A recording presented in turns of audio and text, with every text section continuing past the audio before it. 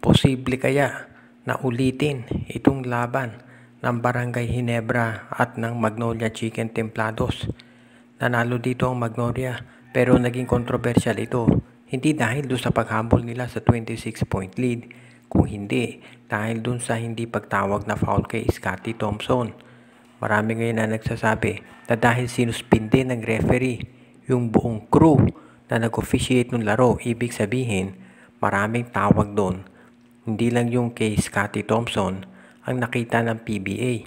At ang tanong ng karamihan, ibig ba niya sabihin uulitin yung laban ng Magnolia at Ginebra? Yan ngayon ang katanungan ng marami, pero sa tingin ko malabong mangyari yan dahil itong nangyari doon sa Magnolia at Ginebra ay sasabihin natin na tinatawag na judgment call ng referee. Yan ay parte talaga ng kahit anong sport sa PBA, hindi lang sa PBA maski na sa NBA. Ibig sabihin, minsan talaga nagkakamali ang mga referee dyan. Kaya nga merong coaches challenge, kaya lang nagkataon na wala na doon si Tim Cone, kaya hindi niya na-challenge yung call. Dahil dito, sa tingin ko hindi naman uulitin ng PBA itong laban ng Ginebra at Magnolia.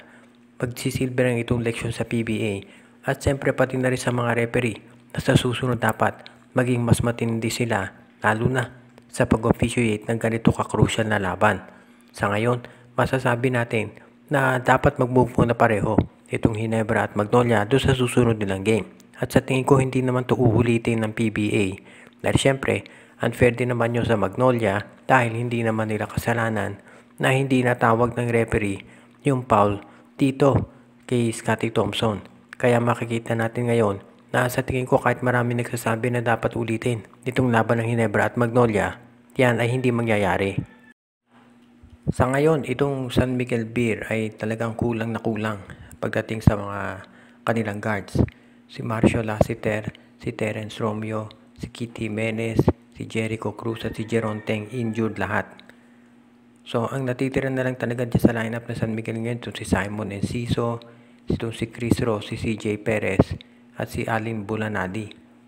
Ibig sabihin kulang na kulang talaga sila sa rotation. Walang pampalit ng mga players itong si Coach George Gallant. Kaya sa tanong ngayon ng karamihan, hindi kaya panahon para kunin na talaga ng San Miguel Beer itong si Robert Bolick. Dahil talagang nangangailangan sila ng mga guard ngayon dahil kulang talaga sila sa player.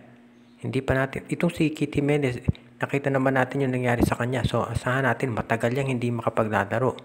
Ito si Terence Romeo, day to day, alam din natin si Lassiter, si Cruz, ang tagal ding mawawala niyan. So kinakailangan ngayon talaga ng SMB ng player. Ang tanong, pwede kaya nilang makuha itong si Robert Bolick. Kung si Bolick ay makuha ng San Miguel Beer, asahan natin na kaagad-agad iyan ay maglalaro. Pero ang tanong, sino ang pwedeng i-trade ng San Miguel Beer para dito kay Bolick? Ang problema kasi, napakarami nilang injured players. Ang tanong, meron pa bang pwedeng i-trade ng San Miguel Beer? Dahil kung magti-trade sila, mababawasan sila ng isa pa. At madatidagan nga sila ng isang Bolick. Pero ang tanong ay sino ang pwede pa nilang ibigay? Dahil napakarami na sa kanila. Of course, hindi naman nila pwedeng i-trade ng isang injured player. Dahil hindi papayag yung PBA Trade Committee. So sa tingin ko ito si Robert Bolick may posibilidad talaga na papunta yan sa San Miguel Beer. Baka nga mapaaga pa dahil sa dami ng injuries nila. Pero ang tanong ngayon ay kung sino ang pwedeng i-trade ng San Miguel Beer para makuha ang nabanggit na player at maayos na yung rotation nila. Dahil mukhang hindi lang mga batang player ang kailangan nila, kung hindi mga healthy pa. Aba, mukhang good news ito para sa TNT Tropang Giga. In-announce ni Coach Jojo Lastimosa na itong si RR Pugoy ay baka makabalik ng maaga dito sa TNT.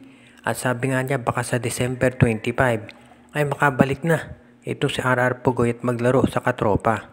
Ito ay very welcome development kung sakasakali dahil alam nga natin ang initial diagnosis dito kay Pugoy ay baka abutin ng 6 na buwan bago makabalik dito sa PBA at baka maging mas matagal pa. Pero mukhang biglang gumanda yung diagnosis sa kanya at ang ibig nito sabihin, mababawasan yung mga players na may problema sa TNT. At kung sakali rin naman na maayos nila itong kontrata ni Mikey Williams, abay sabihin nga nila ayos na ang buto-buto dito sa katropa. Kung bumalik na si Pugoy at itong si Mikey Williams, ang kailangan na lang nilang gawin ay i-trade yung iba nilang big men para makuha itong si Brandon Rosser. So mapupunuan din yung pagkawala ni Boy Aram. Kapag yan ay nangyari, masasabi natin na magiging isa na namang top contender itong TNT tropa. At of course, alam natin ang dami pinagdaanan ng TNT ngayon ng mga injuries. Pero kung sakasakali nga na maagang makabalik itong si RR Pugoy, magiging good news yan hindi lang sa TNT, kung hindi maski na sa PBA. Sa ngayon, wala pang ibang detalye na binigay si Coach Jonas, pero mukhang maganda talaga ang balita para dito sa katropa. At kung yan ay mangyari, of course, hindi naman kaagad-agad nababalik yung regular game ni Pugoy. Kailangan niyang bigyan siya ng panahon para makapag-adjust ulit. Pero ang importante dito, nabibigyan na siya ng clearance ng mga doktor para maglaro. At syempre, sino ba naman ang hindi matutuwa sa ganyan? Kung yan ay mangyari, baka hindi na rin matuloy yung iba pang trades na binabalak ng TNT. Pwede na lang dito sa pagkuha sa center na si Brandon Rosser para mapalakas yung kanilang front court. Para dun sa mga nagtatanong kung ano ba ang gagawin nitong rain or shine dahil sunod-sunod na nga yung mga talo nila. Well, medyo mahihirapan sila daw sa mga trades dahil mukhang mataas daw ang asking price nitong ROS. At yan ang dahilan kung bakit hindi sila makagawa ng mga major moves para baguhin yung kanilang lineup. Kung inyong matatandaan itong si Bob Belga, gusto nang i-trade yan noon ng rain or shine dahil nga maximum salary ang hinihingi. Pero ang gusto nilang kapalit ay si Calvin Oftanda. At obviously naman, ba't naman yan ibibigay ng MVP group? Nakita naman natin iba kalibre ni Oftanda kumpara dito kay Bob Belga. At sa ngayon, dun daw sa ibang players ng rain or shine, masyado rin daw mataas yung asking price nila.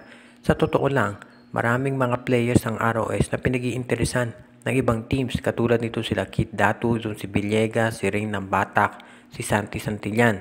Pero masyadong mataas daw yung trade value na hinihingi ng rain or shine at yan ang dahilan kung bakit hindi sila makapag-build ng lineup. Siyempre, understandable naman na rain or shine ay ayaw palugi doon sa SMC at MVP group. Pero ang tanong, hanggang kailan sila mag-iintay para magbago ng lineup dahil hindi na talaga maganda yung kalagayan nila dito sa Commissioner's Cup. Ang isang pwede nilang gawin kung hindi sila pwedeng mag-trade ay magpalit ng mga play ng import. Usually ganyan na ginagawa ng mga teams, pinapalitan yung import nila at hopefully magkapag-adjust to kagad. Kasi ang problema naman kapag nagpalit ng import, hindi ko sigurado kung yung papalit ay mas mahusay o hindi. At syempre, kinakailangan ng period of adjustment dyan. At kapag yan ay nangyari, baka mahirapan pa silang manalo. At kapag nagkasunod-sunod ang talo nitong rain or shine, maaga sila ma-eliminate dito sa Commissioner's Cup at problema yan kay Coach Yeng. Shoutout kay Kagawad Katsakino Tukusin, Edwin Carmona Jr., Joseph Pineda, Noel Corpus, Princess Yumi Corpus at Girly Baduria, kay Romeo Conchada, Jonald Malyari, JJ Sibum, Junjun, Angie, Patpat at B-Boy Matas, Joshua Giray, Rosales at Espejo Family, Jason Mendoza, kay Judy, Edwina, Shaina, Carl, Jaira at Jonah Villarosa, Edwin Carmona Jr., Donel Santiago, Reden Elena, Laila at Bonbon Lansang, Enju, kay Dexter Domer, Jordan at John Reddy Malanta at Sid Maria, RG Bueno at Dalina Family, kay Rico Olarte, kay Reden Elena, Laila at Bonbon Lansang at Jonel Alagon at Celino Valles Family.